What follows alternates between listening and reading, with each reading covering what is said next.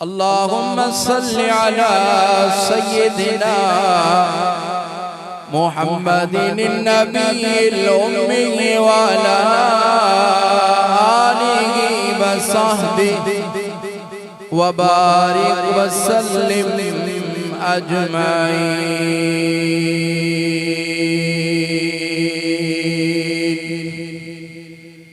थकी है फिक्रे रसा, थकी है फिक्रे रसा और मदा बाकी है। कलम है आबिला पा और बदह बाकी है। तमाम उम्र लिखा और बदह बाकी है। ए जन्नत तुझ में हूरो कुसूर रहते हैं। ए जन्नत तुझ में हूरो कुसूर रहते हैं। मैंने माना के जरूर रहते हैं, लेकिन मेरे दिल का तवाफ कर ए जन्नत मेरे दिल में हुजूर रहते हैं।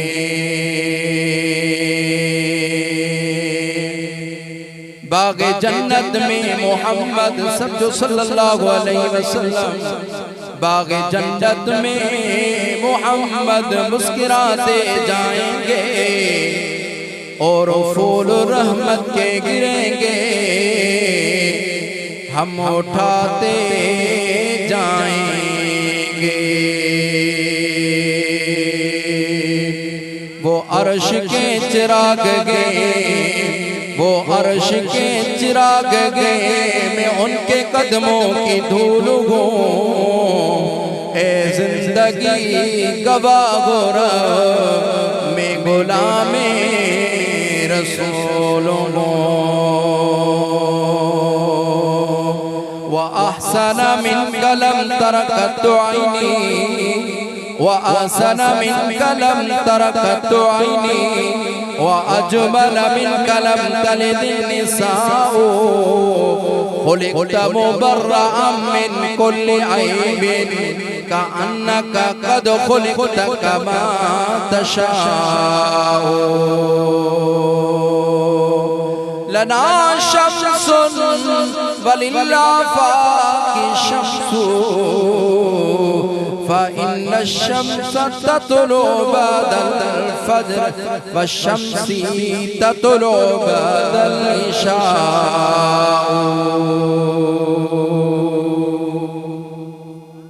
मुजाज़ी दोस्तों, भाइरों, बुजुर्गों, अल्हम्दुलिल्लाह तवां सां वॾी खुश नसीबी आ जो अल्लाह तबारक व तआला तवां असां खे चूंडे करे अज हिन मुबारक प्रोग्राम में अल्लाह से शिरकत जी तौफीक अता फरमाई आ। या तवां असां जी वॾी सआदत आ। ही कुरान मजीद जा जेके प्रोग्राम एक मामूली प्रोग्राम ना, हिनन के असां रस्म न बनाई, हिनन के असां रवाज न बनाई। ही तमाम वडा कीमती प्रोग्राम है। अल्लाह रब्बुल इज्जत सूरतुल मुल्क के अंदर फरमायो, तक़ालू लौ कुन्ना नस्मउ औ नाक़िल मा कुन्ना फी अस्हाबिस सईर। यार रुके एतिरो रुके कयूं आ, जहन्नमी चवंदा जेके जहन्नम में वेंदा उते उन ॾिहाड़े ते चवंदा त यार रुके एतिरो कम कयूं हा जो किथे वञी करे कुरान मजीद ॿुधऊं हा या कुरान मजीद जो ॿ टे ॻाल्हियूं सम्झऊं हा त मा कुन्ना फी अस्हाबिस सईर, त जो असां जहन्नम में न वञूं हा। यकीनन ही कुरान मजीद जा वाइस, हे कुरान मजीद जा प्रोग्राम नजात जो जरियो कुरान मजीद जा जेके प्रोग्राम हैं छोटकारे जो ज़रियो इन्हनि में शिरकत का मामूली गाल तमाम समूरन इलाके वासिन के कानूनी वारन के मुअद्दिबाना गुजारिश तो क्या त अल्हम्दुलिल्लाह अजो ही जेको अजीम शान प्रोग्राम आए वो असांजे भाइरन भाऊ बख्शल करोड़ो साहब भाऊ खादिम हुसैन करोड़ो साहब रहमान करोड़ो साहब उन्हनि पंहिंजे वॾनि जे इसाल साहब जे लाइ ही प्रोग्राम रखरायो अल्लाह तबारक व तआला हिन कुरान मजीद जे सदके हिन कुरान मजीद जे प्रोग्राम जे सदके उन्हनि वॾनि जी बख्शिश फरमाईंदो भाऊ वारनि जेकी खैरात फी सबीलिल्लाह कई आहे उन जे सदके अल्लाह से उन जी बख्शिश फरमाईंदो ऐं अहादीस मुबारक जे किताबन जे अंदर मां ही अल्फाज पढ़िया त ला ताकुल तामक इल्ला तकियुन तव्हां जो खाधो नेक माण्हू खाइनि जेके निमाज़ी आहिनि जेके कुरान मजीद जे तिलावत करण वारा जेके अल्लाह जो जिक्र करण वारा उहे तव्हां जो खाधो खाइनि त यकीनन मां खुतबात फ़कीर जे अंदर इन हदीस मुबारक के तफसील में पढ़ियो त इन जो फायदो इहो आहे त नेक बानड़ा जॾहिं तव्हां जो खाधो खाईंदा उन जे ज़रिए सां उन्हनि खे जेका भी कुव्वत ऐं ताक़त हासिल थींदी तो उन जे ज़रिए सां वो जेकी भी इबादत कंदा और नमाज पढ़ंदा कुरान मजीद जी तिलावत कंदा अल्लाह जो जिक्र कंदा उन जो जेको भी सवाब आहे अल्लाह तबारक व तआला उन्हनि ॿारनि खे अता दो फरमाए जेके खैरात फी सबीलिल्लाह जो इंतजाम कनि था जेके कंहिं बानड़े खे खाधो खाराइनि था अल्लाह ताला उनखे ईअं अजर साफ़ अता फरमाए त अल्हम्दुलिल्लाह जो ही प्रोग्राम वरी उन्वान भी सीरत नबी सल्लल्लाहु अलैहि वसल्लम छो त ही महीनो भी मुबारक आहे साईं जन जे मिलाद जो महीनो साईं जन जे विलादत बा सआदत जो महीनो त मुंहिंजा अज़ीज दोस्तो अल्लाह रब्बुल इज्जत तव्हां असां खे अहिड़ो सुहिणो महबूब नबी इमामुल अंबिया सरताजुल अंबिया खातमुल अंबिया साईं जन अता फरमायो जंहिंजे सदके अल्लाह तबारक व तआला सॼी कायनात के पैदा करण फरमायो वो मुझो सुनो महबूब लो लाक जो मालिक अल्लाह रब्बुल इज्जत फरमायो मुझा सुना महबूब जेकरे मां तोखे पैदा न कया हां तमा आसमानन के भी पैदा न कया हां ए मुझा सुना महबूब जेकरे मां तोखे पैदा न कया हां तमा जमीनन के सिज चंड सितारन के पैदा न कया हां ये सॼी कायनात जेका वजूद में आई आहे वो मुझे सुने महबूब सल्लल्लाहु अलैहि वसल्लम जे सदके वजूद में आई साईं जन जे शान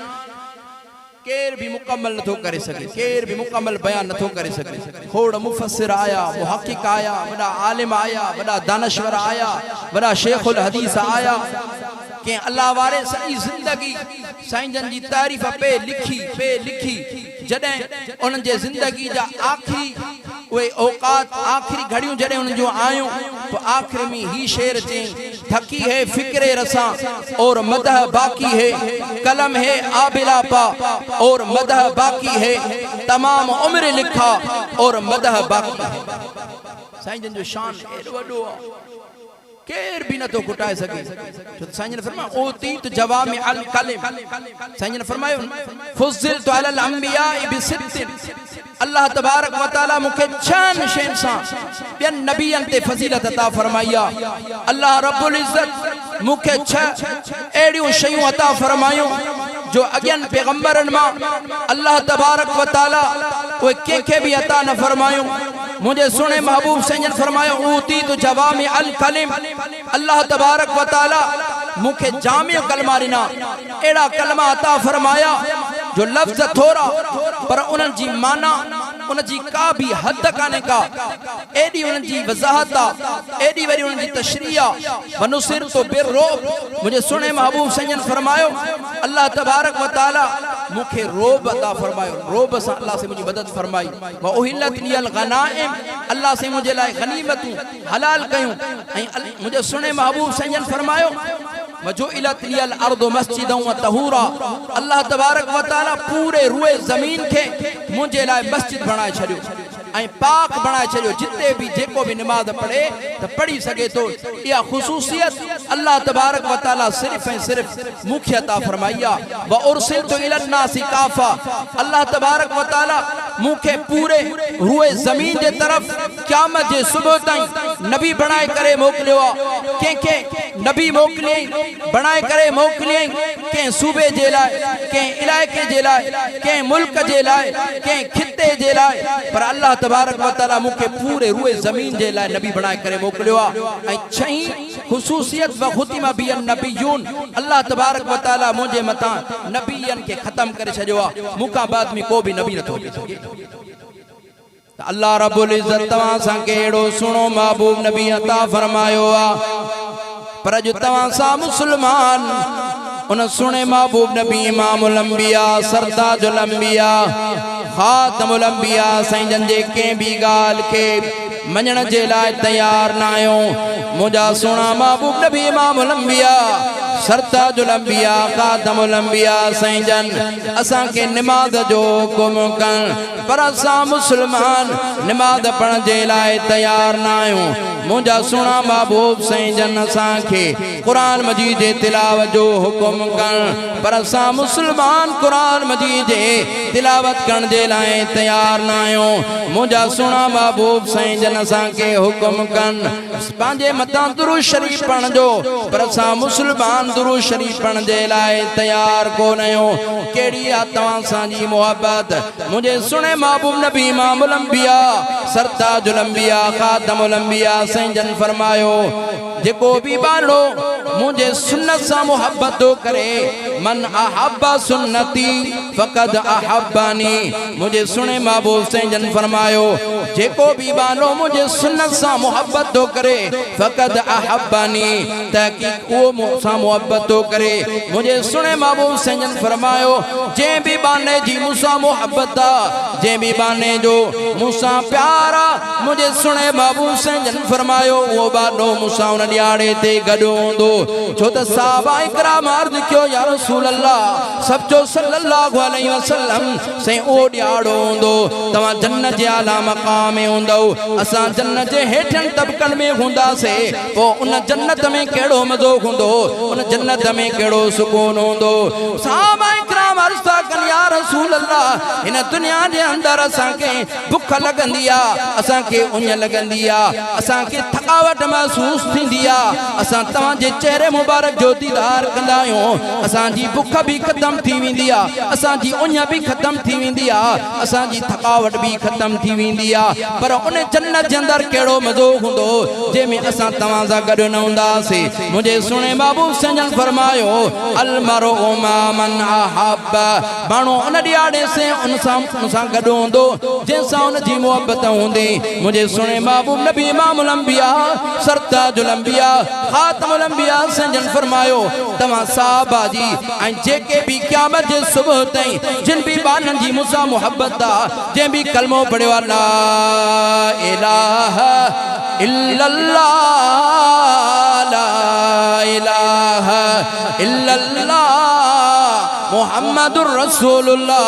सल्लल्लाहु अलैहि वसल्लम मुझे सुने बाबू सजन फरमायो वो सब जो सब उम्मती उन ॾियारे ते मूंसां गॾु हूंदा मुंहिंजा अज़ीज़ दोस्तो ही मिलाद जो महीनो आहे ऐं मिलाद खे हर हिकु तस्लीम करे थो हाँ काफर भी चे तो साईं जो मिलाद थियो साईं विलादत बासादत थी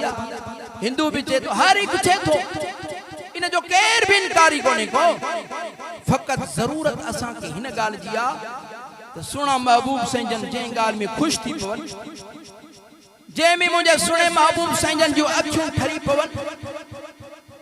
उन शे जी असा की जरूरत आ जे शे जो साईं जन हुकुम फरमायो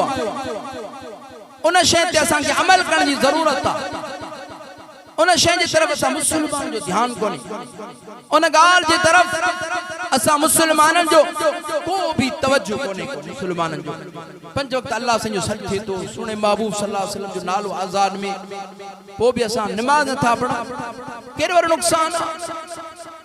साईं जन सां मोहबत इहा आहे, साईं जन जंहिं ॻाल्हि जो हुकुम फरमाए उन ते असां अमल कयूं। मुंहिंजे सुणे महबूब साईं जी सीरत तमामु वॾी आहे। हज़रत अम्मा आमिना साईं फरमाईंदी आहे, जॾहिं ॿिन्ही जाननि जा सरदार हज़रत आका इनामदार सल्लल्लाहु अलैहि वसल्लम मुझे पेट मुबारक में आया, मुझे जिस्म मां अजीबो गरीब खुशबू हलण शुरू थी वयूं।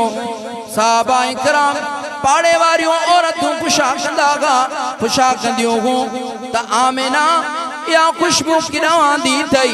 हज़रत अम्मा आमिना साईं फरमाईंदी आहे, मां कॾहिं बि का बि बाज़ार न आहे ॾिठी,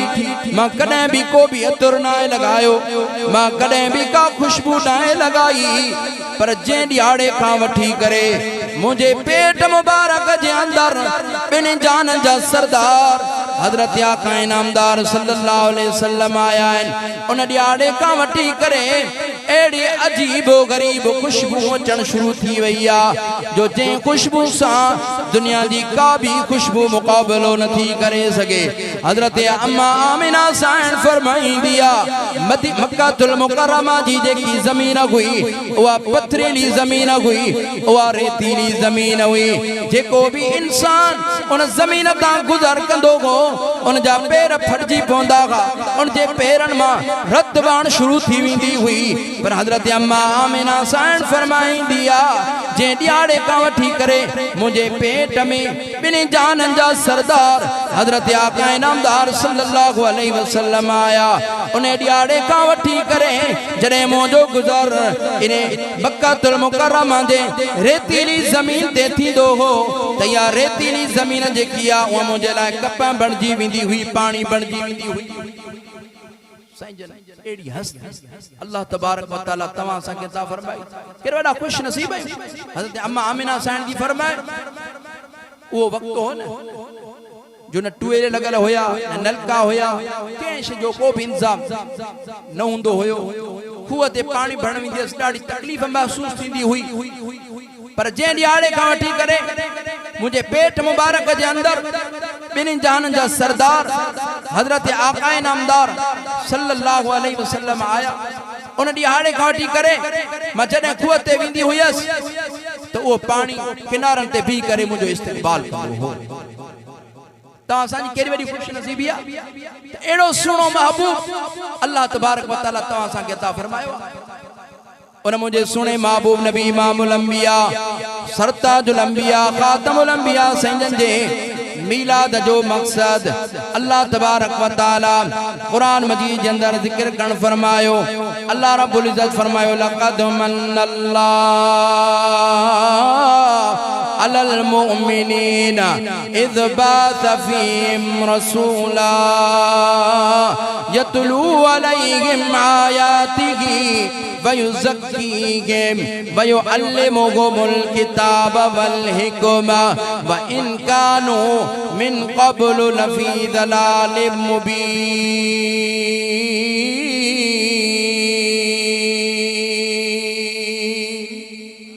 साईं जे मीलाद जो मकसद जेको सा मीलाद मल्हाईंदा आहियूं न, उन साईं जे मीलाद जो मकसद अल्लाह साईं कुरान मजीद जे अंदर ज़िक्र करण फरमायो आहे। साईं जे मीलाद जो मकसद इहो आहे त यतलू अलैहिम आयाती, त कुरान मजीद जी तिलावत कयो। अॼु तव्हां असांजी ज़िंदगी में कुरान मजीद तिलावत ख़त्म थी वई आहे। केॾा वॾा आबादी आहे, केॾा वॾा असांजा इलाइक़ा आहिनि, केतिरा असां मुस्लमान आहियूं, पर असांजी ज़िंदगी में न निमाज़ आहे न कुरान जी तिलावत आहे। हिक त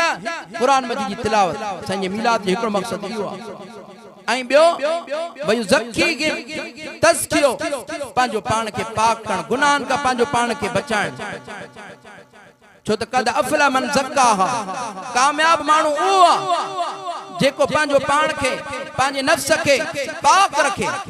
इन नफ्स लअम्मारतुम बिस्सू, छो त ही नफ्स रुगे बुराइनि जा हुक्म कंदो आहे, बेहयाई ऐं बुछड़ाई जा हुक्म कंदो आहे।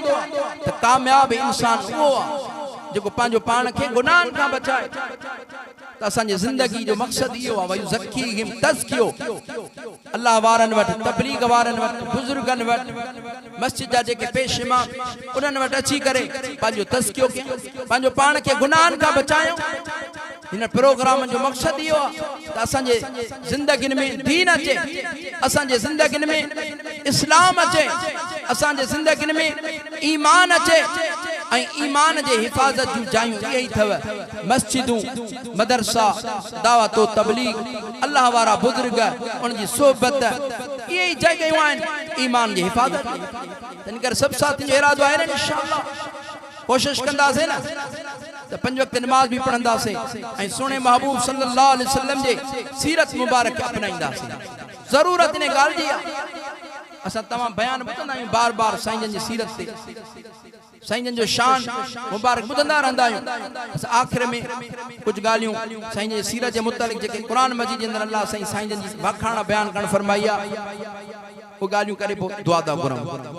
अल्लाह रब्बुल इज्जत तवां सां केड़ो सुनो महबूब अता फरमायो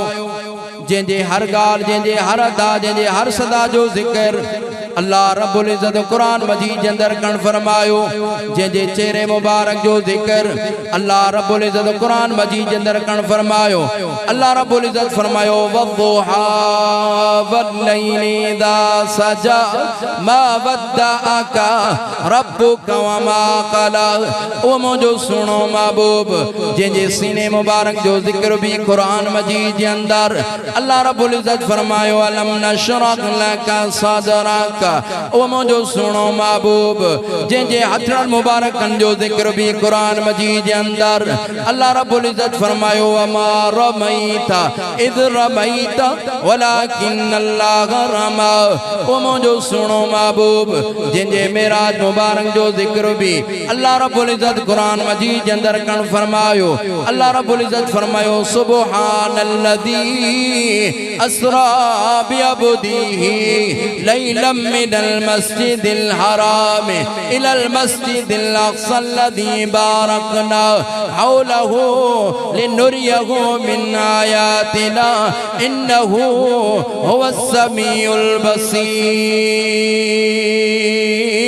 बसीर ओ मुझो सुनो महबूब जिक्र चादर मुबारक पाए व चादर मुबारक अल्लाह रब्बुल इज्जत के एडी त पसंद अची वने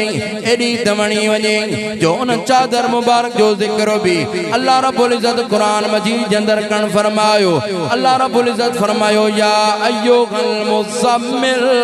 क़ुमिल लैला इल्ला क़लीला निस्फहु अव इनक़ुस मिनहु क़लीला औ ज़िद अलैहि वरत्तिलिल क़ुरआन तरतीला ओ मुझो सुनो महबूब जेंजे मेराज मुबारक जो जिक्र भी कुरान मजीद के अंदर अल्लाह रब्बुल इज्जत फरमायो सुब्हानल्लज़ी अस्रा बिअब्दिही लैला मिनल मस्जिदिल हराम इलल मस्जिदिल अक़सा अल्लज़ी बारकना हौलहु लिनुरियहु मिन आयातिना इन्नहु हुवस समीउल बसीर ओ मुझो सुनो महबूब जेंजे शहर मक्के जो कसम अल्लाह तबारक व तआला कुरान मजीद के अंदर खण फरमायो अल्लाह रब्बुल इज्जत फरमायो ला उक़सिमु बिहादल बलद अल्लाह रब्बुल इज्जत फरमायो मोके कसम हिन अमन वारे शहर मक्के जो कसम मुंहिंजा रब करीम तो शहर मक्के जो कसम छाजे करे खयो तो शहर मक्के जो कसम इने जे करे खयो जो इन में आबे ज़मज़म तो शहर मक्के जो कसम इने जे करे खयो जो इन में सफा मरवा जो पाड़ियो तो शहर मक्के जो कसम इने जे करे खयो जो इन में तुंजो घर बैतुल्लाह गया अल्लाह रब्बुल इज्जत फरमायो ला उक़सिमु बिहादल बलद अल्लाह रब्बुल इज्जत फरमायो मां शहर मक्के जो कसम इने जे करे नाए खयो जो इन में आबे ज़मज़म मां शहर मक्के जो कसम इने जे करे नाए खयो जो इन में सफा मरवा जो पाड़ियो मां शहर मक्के जो कसम में ने जे करे नाए खयो जो इन में मुंहिंजो करो बैतुल्लाह के अल्लाह रब्बुल इज्जत फरमायो आबे ज़मज़म दग में भी हुयो सफा मरवा जो पहाड़ियों दग में भी हुयो मुंहिंजो घर बैतुल्लाह काबतुल्लाह दग में भी हुयो आबे ज़मज़म दग में भी हुयो मशार मक्के जो कसम न तौरात में खयो मशार मक्के जो कसम न इंजील में खयो मशार मक्के जो कसम न ज़बूर में खयो मशार मक्के जो कसम न के सहीफे में खयो अल्लाह रब्बुल इज्जत फरमायो मशार मक्के जो कसम इन्हें जे करे दो खड़ा जो शार मक्के में बिन जानन जे सरदार हजरत आका इनामदार सल्लल्लाहु अलैहि वसल्लम जा बरकत बड़ा कदमड़ा लगा कि अल्लाह रब्बुल इज्जत फरमायो मां इन्हें जे करे शार मक्के जो कसम बियो खड़ा तो मुझे अजीज दोस्तों भाईरा बुजुर्गो मुझे को भी अल्लाह ताला मंजूर मकबूल फरमाए अल्लाह तबारक व तआला असा के सोने महबूब सल्लल्लाहु अलैहि वसल्लम जो सच्चो आशिक बनाए अल्लाह तबारक व तआला असा के सोने महबूब सल्लल्लाहु अलैहि वसल्लम सा सच्ची मोहब्बत नसीब अता फरमाए सच्चो इश्क आई सच्ची मोहब्बत आई सच्चो प्यार इहो आ जे गालिन में साईंजन खुश थी वजन जे में साईंजन जो अखियों ठरी पवन उन्हनि गालिन ते असांखे अमल करण जी तौफीक अता फरमाए जे मकसद जे लाए साईंजन जी विलादत बासादत थिया उन मकसद में अल्लाह से असांखे पूरो फरमाए अल्लाह ताला उन जे मथा असांखे अमल करण जी तौफीक अता फरमाए अल्लाह ताला मरहूमीन जी बख्शिश फरमाए अल्लाह ताला उनके जन्नतुल फिरदौस में आला मकाम अता फरमाए व आखिर दावाना अनिल हम्दुलिल्लाह रब्बिल आलमीन इंशाअल्लाह इन वक्त आजान थींदी आजान का पोइ इंशाअल्लाह जमात नमाज थींदी उन का पोइ इंशाअल्लाह असांजे प्रोग्राम जा मेहमान खास शीरीन ज़बान फसीहुल बयान हजरत मौलाना सईं अब्दुल मुजीब सुमरो साहब दामत बरकातुहुमुल आलिया सईं जन तशरीफ फरमा चुका हैं इंशाअल्लाह सईं जन जो ईमान अफरोज